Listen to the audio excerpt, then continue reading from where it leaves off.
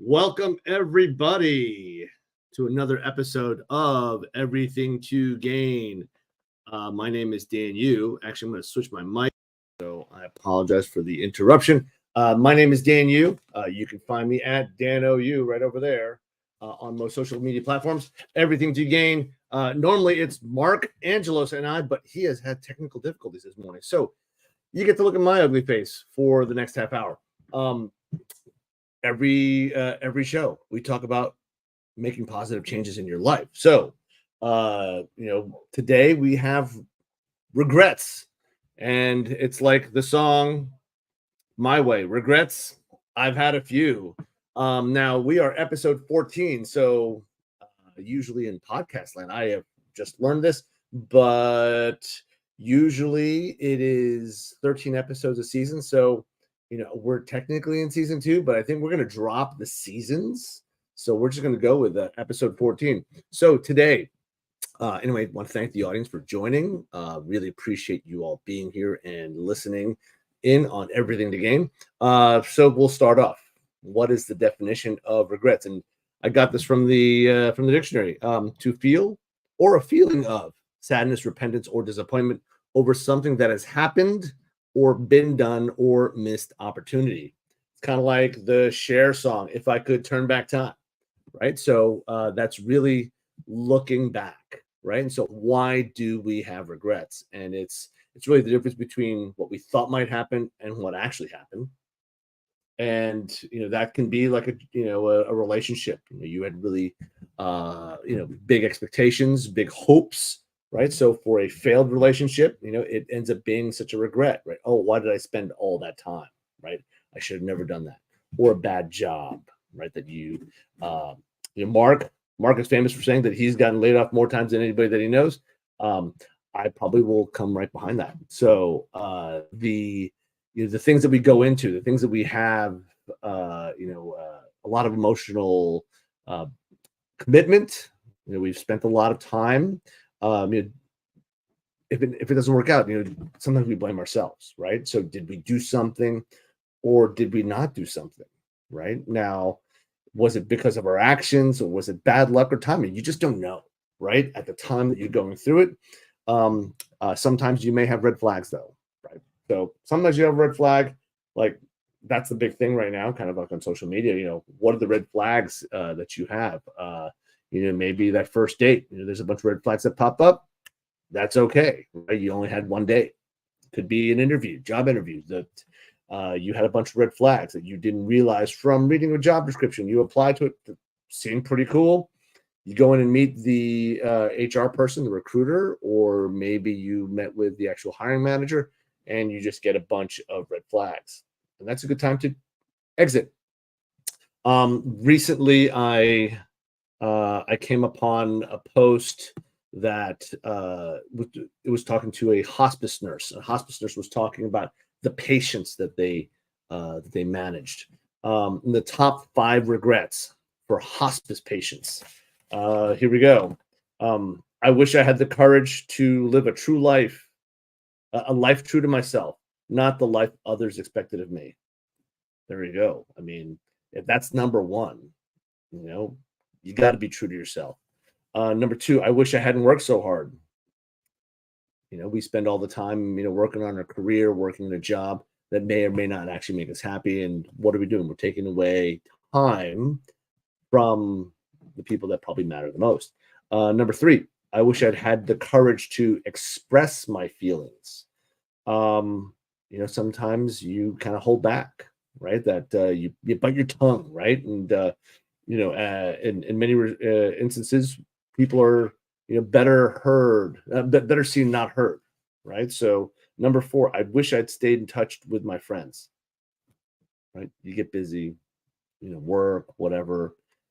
Stay in touch with the friends. There's many studies that say that if you stay in touch with your friends, you actually live longer, right? You have that connection, right? And it keeps you vibrant and live.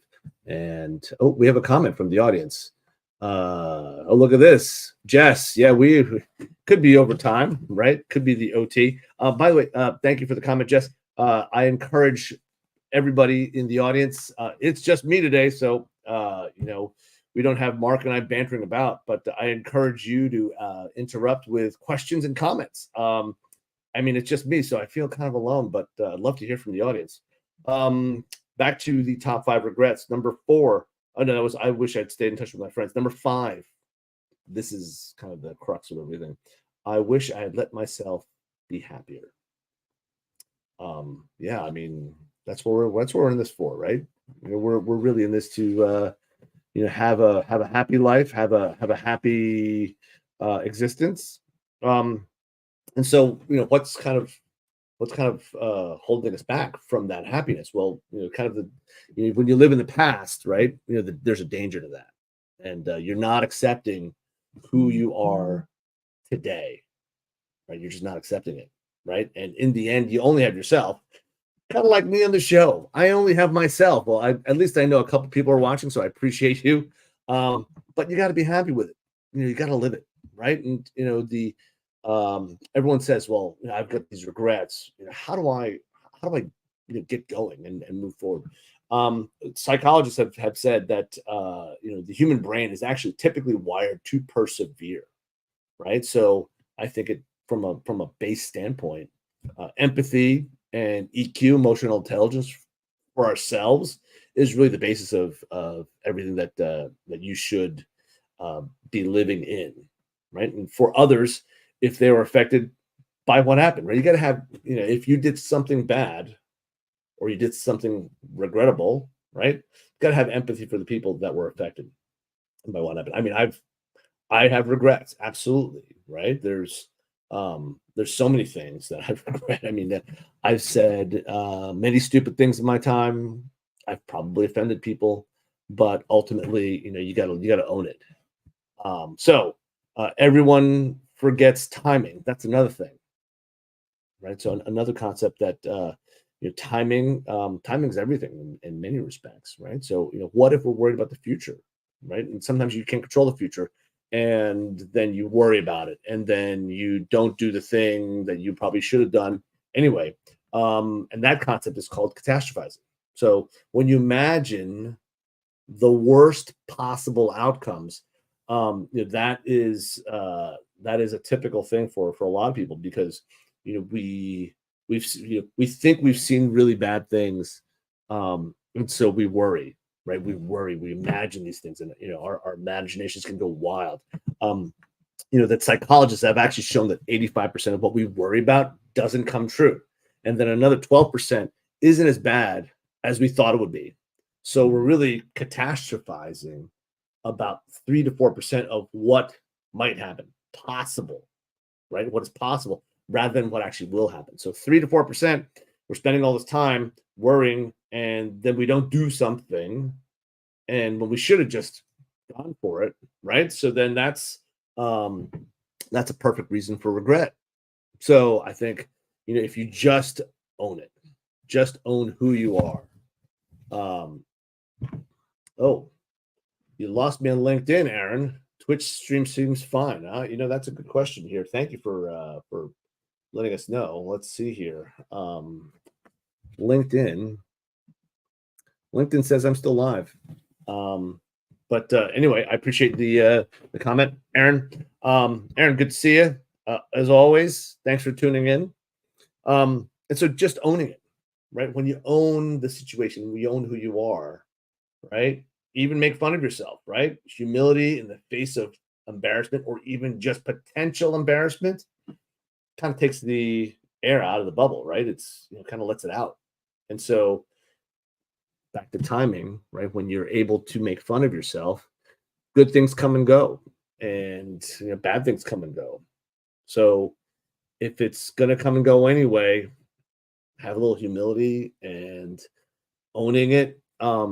That's I think the key for not having regrets, and living without regret to the best of your ability.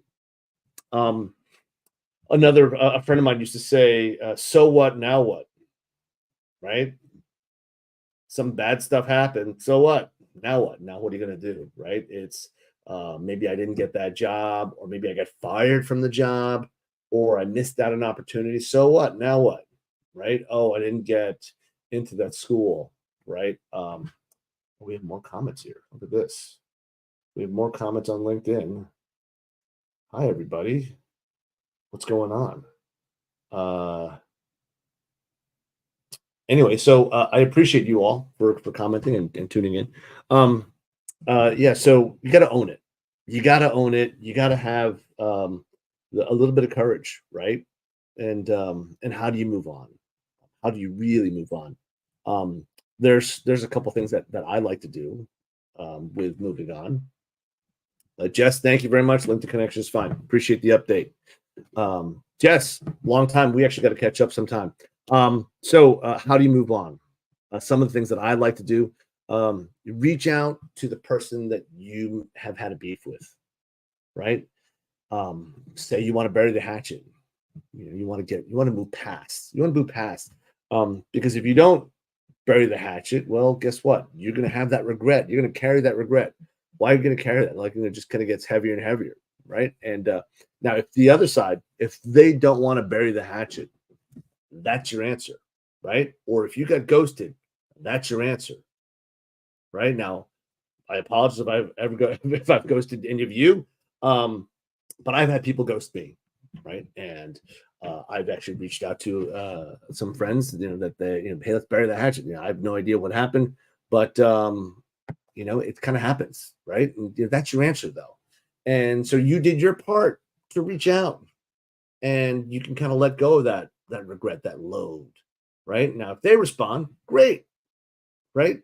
Positively or negatively, if they respond, there you go. Then you can kind of let go of that load.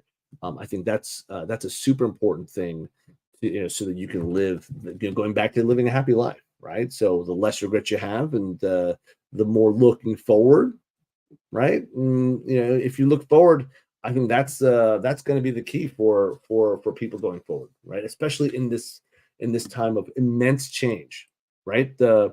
You're we've got AI, we've got there's so many posts right now, and people lamenting about being out of a job, right?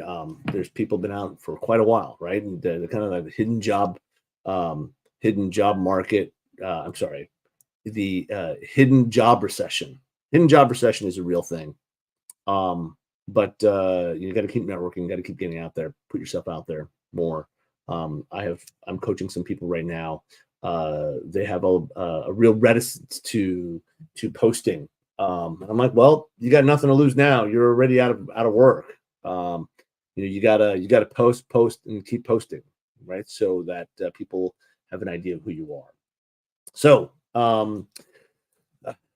8 steps to a no regret life. There's definitely things you can do with that. Number 1, be self-aware. Owning it. Number 2, set meaningful goals, right? So you have meaningful goals, maybe in a couple different directions, so you're not getting stuck in one direction. And if you set meaningful goals in a few directions, then you'll have less chance of regret. Because if you set goals towards one direction and that fails, then hey, built-in regret right there, right? So, and then you have to pivot anyway. Focus on long-term decision making, right? If you can focus on the long term, well, guess what? Then you can pivot along the way. If you only focus on short-term decision making and something doesn't happen, well, then it's done, right? Then it's done. Be calculated. Number 4, be calculated in your risk taking. Got to take risks. Got to take risks, because anything worth it has risk, right? So be calculated in it, and so that you don't necessarily shoot too far, right? And you don't worry about the outcome as much, because those are achievable goals. Number 5, cultivate optimism with others, right? It will come back. So karma is a great thing. Karma's a great thing. And this is kind of why we do this show, right? We have this show because we want to bring optimism, right? It's all about making positive changes in your life. So we want to make sure that we're bringing a positive spin to, even if it's kind of a tough time right now, but making positive changes. That's what it is. Number 6, nurture your relationships. There you go. You learn more from people that you've never met, right? It's kind of been, we've talked about this several times on the show about networking. I got to nurture your relationships though, right? It's meeting new people, learning, but then also at the same time nurturing, right? So really taking care of the people that are important to you. Number 7, this one I love. Practice gratitude, right? So be thankful of what you have, right? So whatever you have, that's what you got, right? Can't wish for the next thing. If you're going to buy something, just to have it, well, then you're not really practicing with gratitude for what you have. You're always kind of that's a losing game, right? Materialistic type stuff. So, and number 8, reflect. Reflect on where you came from, the obstacles that you overcame, and where you would like to have your legacy be. I saw a really interesting interview with the head of the Savannah Bananas, which is it's kind of like Harlem Globetrotters baseball team, and they all have a great time. He said that during their interview process, um, that one of the things that they ask for is a resume of where you would want to be 5 years from now, right? Submit that as a resume. And I thought that was really full of EQ, right? Because it's all about setting goals. It's all about, where you would like to be. And then it's almost like manifesting it, right? And then you can reflect upon your legacy versus kind of like those meaningful goals, right? Going back to goal setting. So reflect on where you've been and keep planning for the future. So, if there's anybody with any questions, I would love to take your questions now. You guys have been very patient today with just me on the broadcast. Mark Angelo's having some difficulties, but would love any questions. If you have them, please put them into the chat.